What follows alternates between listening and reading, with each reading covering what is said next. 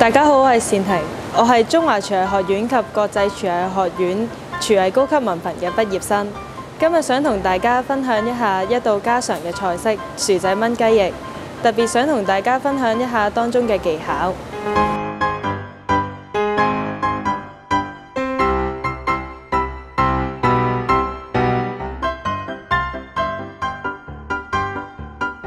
如果你時間唔算好多啊，或者係想快啲嘅話咧，薯仔可以切細粒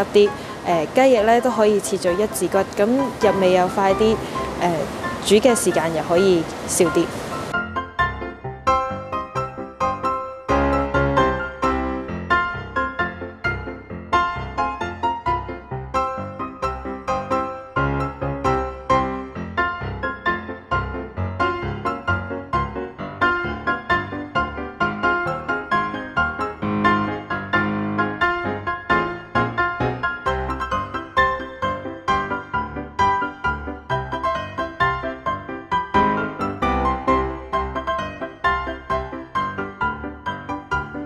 煮薯仔炆雞翼咧就有一個 tips 俾大家啦，就係湯汁唔好太多啦，夠味就算。第二個 tips 咧就係